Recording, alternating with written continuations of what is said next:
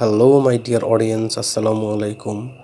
Usman Sahal medical services YouTube চ্যানেলের পক্ষ থেকে আপনাদেরকে জানাই স্বাগতম। আশা করি আল্লাহর রহমতে আপনারা সবাই ভালো আছেন।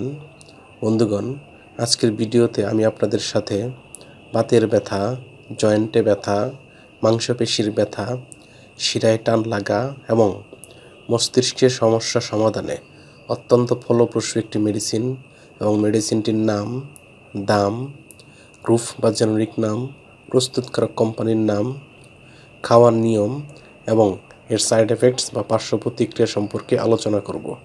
তবে ভিডিওটি শুরু করার আগে আপনাদের প্রতি রিকোয়েস্ট, আপনি যদি আমার চ্যানেলে নতুন হয়ে থাকেন তাহলে অবশ্যই চ্যানেলটি সাবস্ক্রাইব করে লাইক, কমেন্টস এবং শেয়ার করবেন।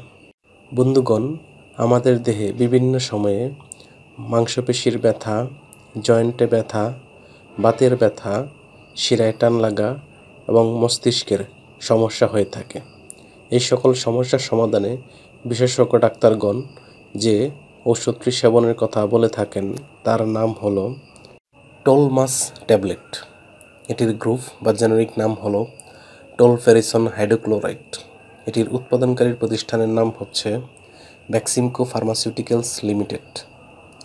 টোলমাস ট্যাবলেট, যেটির মাত্রা 50 মিলিগ্রাম, সেটির প্রতি পিস ট্যাবলেটের দাম 2 টাকা 80 পয়সা। এটি খাওয়ার নিয়ম হচ্ছে 3 মাস থেকে শুরু করে 14 বছর পর্যন্ত শিশুদের এটি খাওয়াতে হলে অবশ্যই রেজিস্টার্ড চিকিৎসকের পরামর্শ নিতে হবে এবং যাদের বয়স 13 বা 14 বা তার ঊর্ধ্বে অর্থাৎ প্রাপ্তবয়স্ক, তারা প্রতিদিন 50 থেকে 150 মিলিগ্রামের ট্যাবলেট, একটি করে ট্যাবলেট দিনে 3 বার সেবন করতে পারবেন।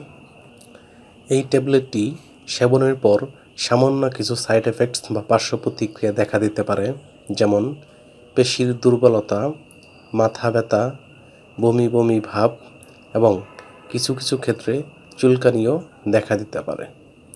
গর্ভাবস্থা এবং স্তন্যদানকালীন সময়ে মহিলারা এটি সেবনের পূর্বে অবশ্যই ডাক্তার দেখাতে হবে এবং রেজিস্টার্ড চিকিৎসকের পরামর্শ অনুযায়ী ঔষধটি সেবন করতে হবে।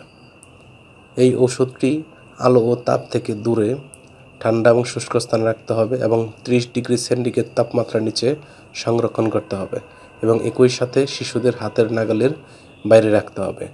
এই ঔষধটি ক্রয়ের পূর্বে অবশ্যই ঔষধটির উৎপাদন তারিখ এবং মেয়াদ উত্তীর্ণ তারিখ দেখে নিতে হবে। ধন্যবাদ।